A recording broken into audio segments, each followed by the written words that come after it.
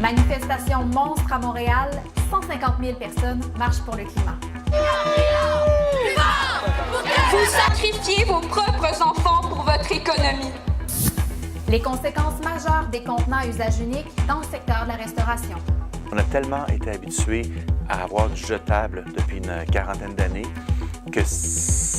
qu'on n'arrive pas à concevoir notre vie sans avoir des emballages jetables de courte durée. Et on reçoit Fanny Bissonnette, une jeune professionnelle dans la trentaine qui se considère éco-anxieuse. Je me rends compte que peu importe ce que moi je fais, si les grandes entreprises du monde, les gouvernements n'arrêtent pas de faire ce qu'ils font, bien, ça fera pas de différence. La seule chose, c'est que moi, je vais un peu mieux dormir le soir. Ouais. Tout ça et bien plus encore en 27 minutes top chrono.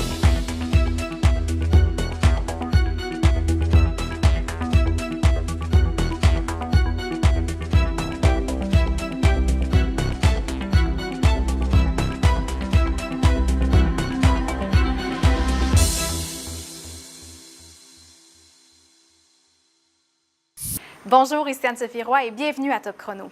Cette semaine, on s'intéresse aux enjeux auxquels seront confrontés la nouvelle génération dans les décennies à venir. L'anxiété climatique, la relève en entrepreneuriat et la conciliation famille-études, comment on peut y faire face? Pour débuter l'émission, on revient sur la Grande Marche pour le climat le 15 mars dernier qui a attiré les foules à travers le monde, Montréal compris. Un reportage de David Flotta.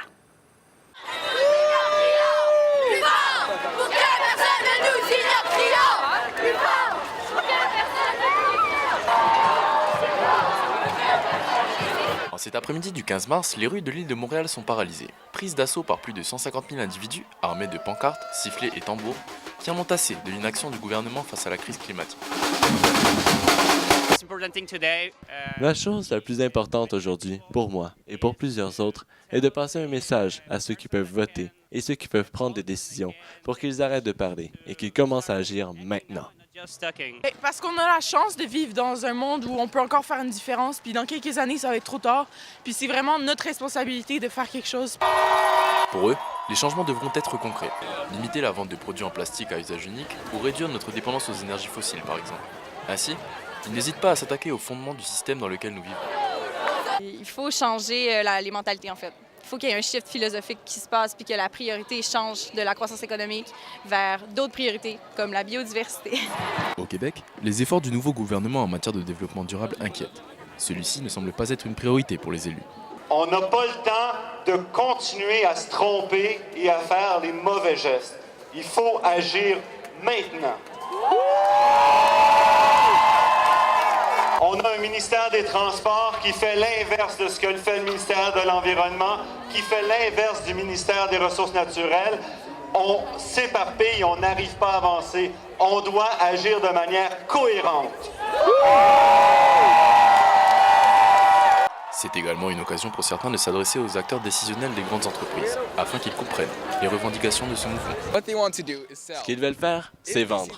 Et si tout le monde à qui ils veulent vendre recherche des alternatives plus écologiques, ils seront forcés d'en créer pour continuer à faire de l'argent.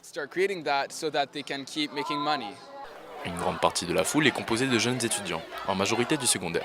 Ils ont choisi de mettre de côté leurs stylos et cahiers le temps d'un après-midi, une décision qui justifie par le souci de leur avenir. C'est notre futur, dans le fond. On n'est pas sûr comme si la planète elle va durer, si on continue de la traiter comme on la traite en ce moment. Puis, moi, j'aimerais ça vivre toute ma vie, puis que mes enfants ils vivent toute leur vie, puis que mes petits-enfants ils vivent toute leur vie. Fait que je veux comme le futur pour cette planète-là. Je crois que c'est important de montrer au gouvernement qu'on a une opinion forte sur le sujet, puis on veut que ça change, parce que ça nous affecte, puis ça va nous affecter dans les générations futures, puis c'est un peu c'est ignorant de notre part de rien faire. Nous avons 11 ans pour agir selon les recommandations du GIEC, où les conséquences qui suivront seront désastreuses. Vous sacrifiez vos propres enfants pour votre économie. Dans 11 ans, qu'allons-nous voir? Qu'allons-nous respirer? Qu'allons-nous vivre? Je pense qu'on va s'habituer, je pense, aussi à vivre avec le risque. C'est-à-dire qu'on va vivre de plus en plus d'événements extrêmes, que ce soit des incendies, que ce soit des ouragans, des grosses inondations. Ça, on risque de vivre de plus en plus avec cet aléa climatique. Un aléa climatique qui influence également la viabilité des écosystèmes, entraînant un recul de la biodiversité de notre planète. On est dans une crise biologique majeure, hein. On est dans la 6e extinction de masse, donc il y a beaucoup d'espèces que l'on observe aujourd'hui et qu'on risque de ne plus observer dans quelques décennies.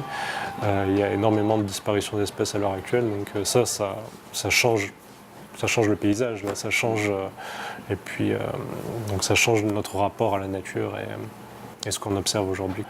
La plupart du temps, quand on a eu des crises biologiques majeures, le forçage était externe.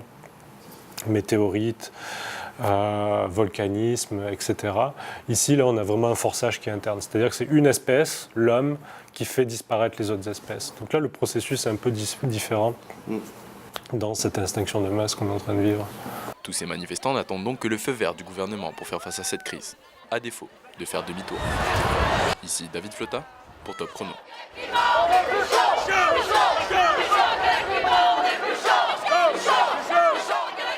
Au début de l'année 2019, une étude a révélé que si rien n'est fait d'ici 2050, il va y avoir plus de plastique dans les océans que de poissons. Alors, que faire individuellement et collectivement pour réduire sa quantité de plastique et de déchets? Des choses très simples comme limiter son usage de contenants jetables peut aider pour beaucoup, comme nous l'explique Marie-Ève Boisvert dans ce reportage. Le rythme de vie des Québécois va à une vitesse de plus en plus effrénée. Conséquence, le temps manque pour s'alimenter. C'est un temps qui est compressé, puis pas juste pour préparer les repas, mais même pour manger les repas. On ne s'arrête plus toujours pour prendre le temps de manger, pour partager des repas. Donc ça influence nos choix, mais nos habitudes alimentaires. La nourriture pour emporter apparaît comme l'une des réponses à ce mode de vie. Une nouvelle habitude de consommation qui n'est toutefois pas sans conséquences sur le plan écologique. C'est une des grosses sources de polluants. C'est-à-dire, regardez ce qu'on met dans le bac de récupération. C'est principalement des contenants alimentaires maintenant, là. À Montréal, ce sont 66% des déchets observés dans les parcs qui proviennent de la restauration rapide. Ils sont les dommages collatéraux d'habitudes bien ancrées chez une majorité de citadins. On a tellement été habitués à avoir du jetable depuis une quarantaine d'années qu'on n'arrive pas à concevoir notre vie sans avoir des emballages jetables de courte durée. Bien que dans l'imaginaire collectif, le recyclage fasse office de solution idéale au problème, le système de récupération en place au Québec n'y répond pas efficacement. Ce qui arrive, c'est que la nourriture est souillée par... les contenants sont souillés par la nourriture et donc pas recyclables parce que ça cause des problèmes et ainsi de suite. Devant ce constat, la réduction à la source apparaît comme la meilleure stratégie de réduction des impacts écologiques de la restauration pour emporter. Le meilleur déchet, comme on dit beaucoup, c'est le déchet qu'on ne produit pas. Une solution qui requiert toutefois de vrais changements de comportement. La population est-elle prête pour ceux-ci? Pour sa part, Stéphane est optimiste. Et moi, je le vois beaucoup à l'université. On a des étudiants, une jeune génération, puis on sent que les comportements changent. On voit que les comportements changent et très vite. À ce jour, l'alternative la plus connue pour diminuer le gaspillage correspond à l'utilisation des bons vieux contenants réutilisables. Une façon de faire qui est toutefois contraignante au quotidien. C'est que ça commence à faire beaucoup d'affaires. Vous transportez votre gourde, vous transportez votre tasse, vous transportez votre assiette, vous transportez vos ustensiles. Maintenant, il y a les pailles. On voit mal comment les gens se transportent, amèneraient leur assiette ou leur ustensile un peu partout. L'initiative La Tasse, née en 2017 dans Villeray, semble toutefois être une première piste de solution prometteuse en réponse à ces obstacles logistiques. Donc, la tasse, c'est un principe de gobelet réutilisable qui fonctionne avec le principe de la consigne. Alors, on vend la tasse pour 5 $. Le client obtient sa tasse pour 5 $ dans laquelle il met son café. Puis, il peut la retourner à l'endroit où il l'a pris et récupérer son dépôt de 5 $ ou la redéposer dans d'autres endroits qui participent au réseau et récupérer son 5 $. C'est vraiment le principe de la consigne en réseau. C'est vraiment cool parce que là, c'est pas juste à Montréal, à Villeray, c'est vraiment... tu peux acheter ton café à Chicoutimi, puis tu le bois dans l'auto, puis rendu à Québec, tu droppes ta tasse. La consigne est donc fonctionnelle pour la diminution de l'utilisation de tasses jetables. Mais peut-elle être envisagée pour tous les types de contenants alimentaires? Et si oui, comment l'adapter aux normes d'hygiène en vigueur? C'est sûr que le MAPAC, c'est plus lent à faire des changements, eux autres, au niveau du contrôle gouvernemental, puis ils ont leur raison d'être, qui est la protection de du consommateur sur tout ce qui est l'hygiène. Donc, je pense que l'un ne contredit pas l'autre. Alors que le flou subsiste toujours quant aux normes d'hygiène et salubrité à appliquer pour la gestion de contenants consignables, des commerces comme le café et la graine brûlée vont de l'avant. Ah ouais, nous, on fait tout consignable. Par exemple, on n'a pas d'ustensiles jetables. Les gens qui prennent pour emporter ici, il y a beaucoup de choses pour lesquelles on n'a pas de format pour emporter. C'est bon pour emporter? Ouais, on charge une pièce de consigne pour... Parfait. Le geste environnemental optimal pour la propriétaire de ce café reste encore de consommer sur place. Un idéal qui sert également le bien-être des consommateurs. Et c'est vital manger, puis c'est pas juste pour notre santé, mais c'est socio-culturel, c'est pour le plaisir, c'est un moment d'arrêt et tout ça. Donc je pense que ça mérite pas juste des raccourcis. Essentiellement, l'entreprise, c'est un espace social, c'est un espace de rassemblement où on va partager une culture de durabilité. L'avenir de la consommation alimentaire, qui se veut moins rapide et plus solidaire, se trouve peut-être donc dans un ultime retour aux sources. Je ne veux pas dire revenir comme au temps de nos grands-parents, mais jusqu'à un certain point, oui, parce que c'est là où on avait le moins de dommages. Puis on va éventuellement revenir à ça, parce qu'on ne pourra pas toujours continuer à consommer comme on le fait aujourd'hui. C'était Marie-Ève Boisvert pour Top Chrono. L'éco-anxiété ou l'anxiété climatique, c'est relativement nouveau dans notre vocabulaire. Pourtant, c'est un phénomène bien réel qui est de plus en plus étudié par les scientifiques. Les personnes éco-anxieuses peuvent ressentir un mal-être, une tristesse, même de la colère face à l'impuissance collective face au changement climatique. Aujourd'hui, on rencontre Fanny Bissonnette qui se considère éco-anxieuse. Salut Fanny. Bonjour. Dans un premier temps, Fanny, qu'est-ce que ça implique pour toi, être éco-anxieuse? Mais pour moi, je me considère éco-anxieuse parce que ça me cause... parce que, premièrement, je sais c'est quoi de l'anxiété, puis de penser à l'environnement ou de voir des choses, des nouvelles ou juste des faits devant moi me cause le même symptôme, les maux de ventre, les maux de tête, la difficulté à respirer, Un mal-être Un général. mal-être, oui, okay. Définitivement. Est-ce qu'il y a eu certains choix, sacrifices que tu as dû faire pour respecter ton environnement comparativement à tes amis ou à ta famille, par exemple? T'sais, ça va dans les petits gestes du quotidien de composter, de réduire la consommation d'eau, d'électricité, à l'épicerie, d'arrêter d'acheter du plastique, mais t'arrives à la caisse puis t'es entouré de gens dont le panier déborde de palettes d'eau embouteillée. Puis t'es comme, mais on n'arrivera jamais à rien, là, comme ça se peut pas. On dit souvent que pour que la situation s'améliore, il faut qu'il y ait une prise de conscience non seulement individuelle, mais aussi collective. Est-ce que tu fais confiance au gouvernement en place, aux instances gouvernementales? Est-ce que tu es optimiste face au futur? Non. Non, pas du tout. Non, parce que à chaque élection qui vient, moi, je vois un ou deux partis qui parlent d'environnement, puis que tout de suite, c'est comme, ils sont fous. Ça se peut pas. Ce qu'ils proposent n'a pas de bon sens, puis c'est épeurant.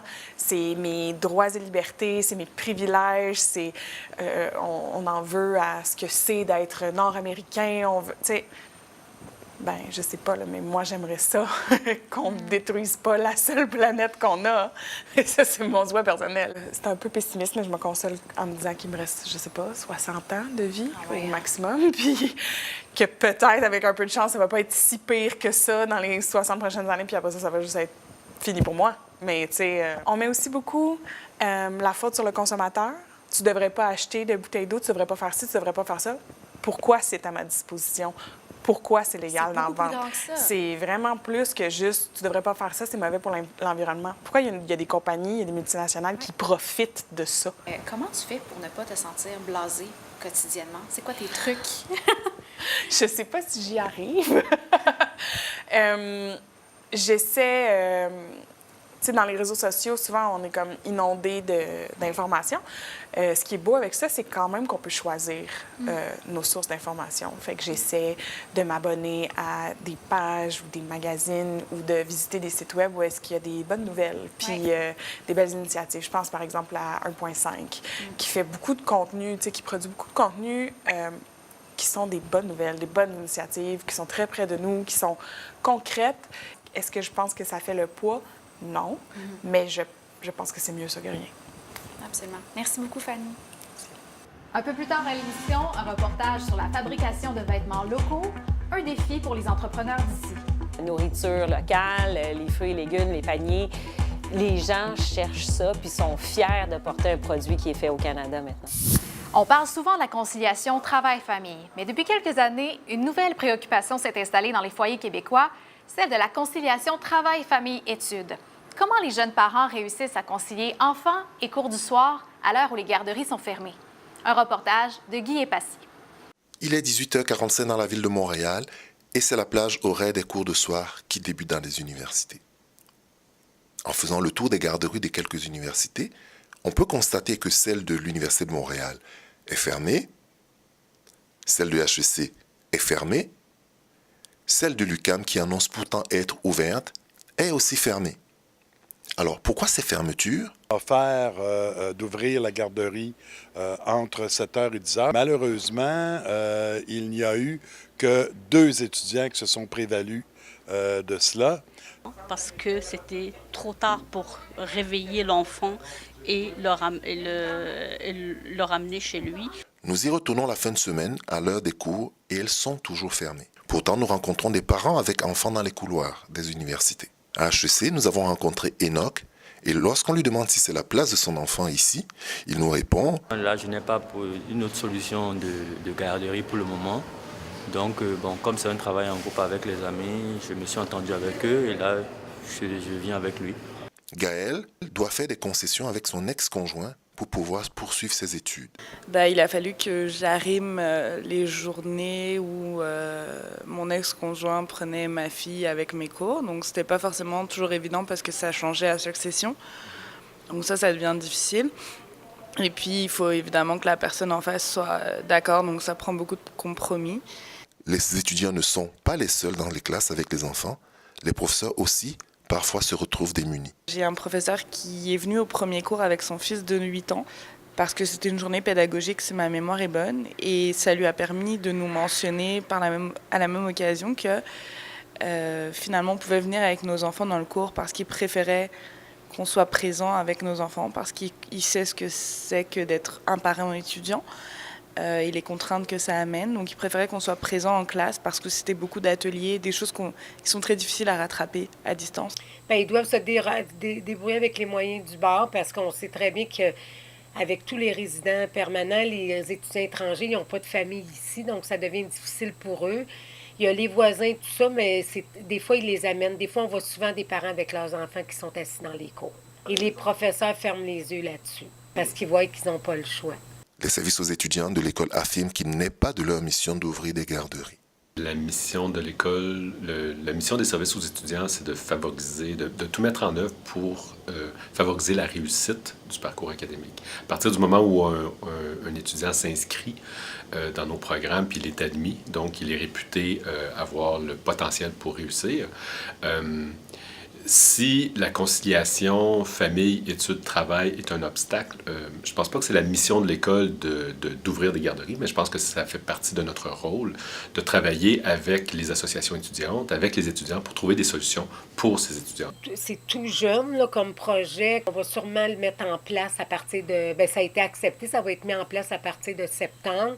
Donc, ça va être une halte garderie qui va être offert aux parents. Mais on a décidé d'y aller avec un projet pilote et de seulement faire la période avant les examens, les intras, les finaux, puis aussi la période avant les examens, pour qu'ils puissent étudier et venir à leur examen la tête tranquille. Étudiants et professeurs ont certainement hâte à un dénouement heureux de cette situation. Ici Guy Epassi pour le cours de journalisme. De nos jours, de plus en plus de personnes aiment savoir la provenance de leurs vêtements, soit pour des raisons écologiques, mais aussi pour des raisons de qualité. Au Québec, plusieurs marques confectionnent leurs vêtements ici, mais est-ce que c'est rentable pour autant? Un reportage de Dominique Gildener. Canuck, Louis Gardon, Canada Goose.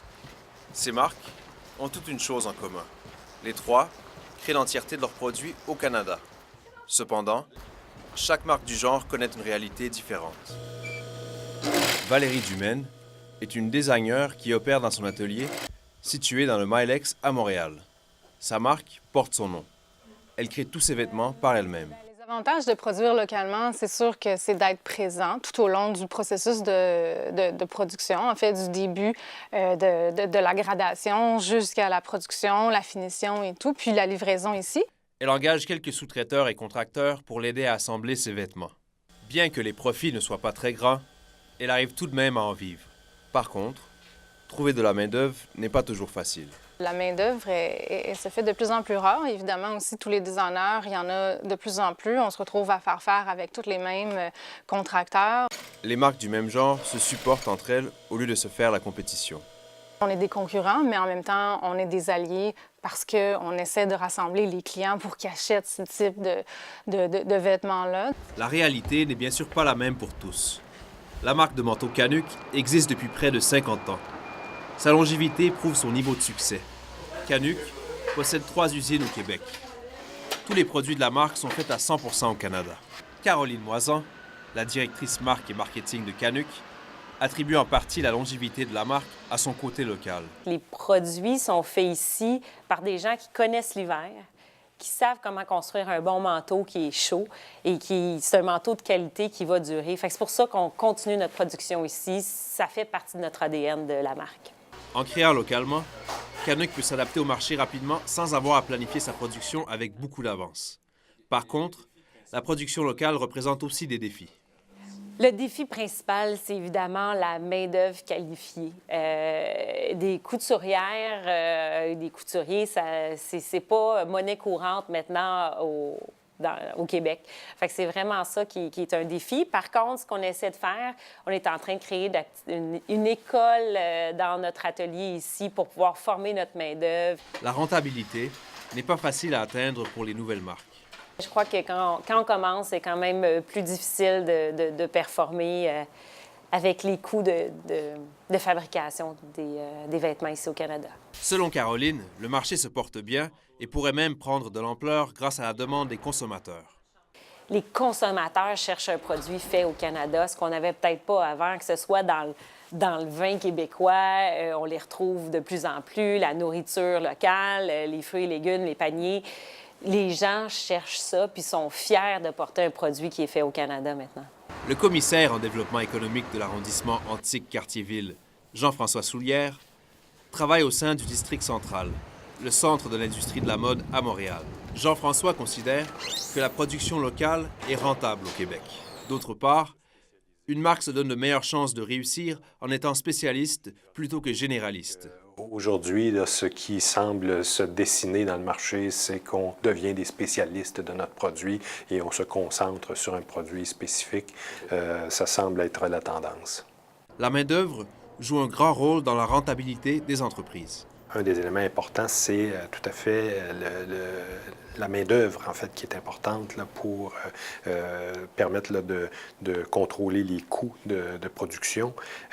À ce moment-ci, les entreprises qui réussissent le mieux sont celles qui sont en mesure de former leurs employés. Belle et Rebelle, située à Montréal, a ouvert ses portes il y a 12 ans. À l'époque, elle était une des premières boutiques à vendre en grande partie des produits et des vêtements créés à 100% au Canada. Selon la gérante Sophie Lunet, il est important pour les clientes de la boutique de connaître la provenance des vêtements et du matériel qui est utilisé pour les concevoir. De plus en plus, les designers essaient d'avoir leurs propres tissus qu'ils font fabriquer dans leurs ateliers. Donc déjà, c'est au niveau de la provenance du produit, c'est important pour la cliente de savoir d'où ça vient et pourquoi elle va payer sa robe entre 170 et 200 $ aussi, parce que les prix sont conséquents. Selon Sophie, les marques locales sont populaires auprès des consommateurs. Nous, en tant que boutique, on voit vraiment que les clients sont intéressés par ça. Ils se sentent concernés aussi, justement, d'avoir du linge qui est de belle qualité, qui dure longtemps dans le temps. Au final, il est possible de créer des vêtements à 100% au Canada. Cela peut être rentable. Le marché se porte assez bien grâce à la demande montante des consommateurs et pourrait même prendre de l'ampleur dans les années à venir. Dominique Hildener pour Top Chrono. Que ce soit pour l'autonomie professionnelle ou le fait d'être son propre patron, de plus en plus de milléniaux ont soif d'entrepreneuriat. On retrouve sur le terrain Nantou Soumaoro qui s'intéresse au sujet. Nantou, c'est vraiment une nouvelle tendance. Oui, en effet, selon l'indice entrepreneurial 2018, on observe une hausse conséquente des intentions de créer une entreprise ici à Montréal. En 10 ans, Cet indice est passé de 7% en 2009 à 19,5% maintenant en 2019. La génération, en tout cas la population qui est la plus touchée par cette volonté de créer sa propre entreprise est celle de la génération Y, donc des 18-34 ans. On a d'ailleurs été à la rencontre de deux co-créateurs d'une entreprise qui s'appelle LIP et qui fait du café pressé. On les écoute. J'ai travaillé en entreprise après mes études. J'ai terminé en 2016. J'ai travaillé pendant 2 ans pour une grosse corporation. Puis, en fait, je manquais un peu de défis. Puis, j'ai été victime un peu du principe que j'avais peu d'impact. Vous les avez entendus, ce n'est pas un cas unique à Montréal. Ils sont, selon l'indice entrepreneurial 2018, 62% de la génération Y à être propriétaire de leur propre entreprise. Là, on se trouve devant la brasserie Ma Brasserie, en fait, qui est une coopérative de brasseurs, mais qui est aussi un espace collaboratif qui permet justement aux jeunes entrepreneurs d'avoir du soutien et de l'aide. On écoute justement les co-créateurs de LIP à ce sujet. Au départ, quand on faisait l'embouteillage, on n'avait pas fait ça toute notre vie. On n'était pas des professionnels, tu sais. Fait que les premières fois qu'on les faisait, des fois, il y avait les brasseurs qui venaient nous voir et qui nous disaient « Pourquoi tu fais ça comme ça? Ça serait plus simple si tu ferais ça comme ça. Ou ça irait plus vite si tu ferais ça comme ça. » Ils nous ont appris plein de trucs qui ont fait qu'on a perfectionné notre façon de faire. On peut imaginer une croissance continue du taux de création d'entreprises chez les 18 à 34 ans, surtout avec l'effervescence maintenant des incubateurs et des espaces de coworking. C'est déjà tout pour aujourd'hui. À l'émission la semaine prochaine, David Brosseau vous présente un reportage spécial sur la trappe en milieu urbain. Parce que les indésirables trouvent leur compte partout, même en ville. Faut que tu sois vite sa gâchette si tu veux filmer. C'est prêt, mon petit. C'est vraiment d'être discret au niveau des montages qu'on va faire. On va utiliser aussi des pièges différents. C'est sûr qu'on ne prendra pas des pièges mortels, c'est vraiment de la relocalisation. On va faire des captures, puis on va relocaliser en forêt. On se retrouve donc pour une autre émission d'information dans une semaine. Top Chrono.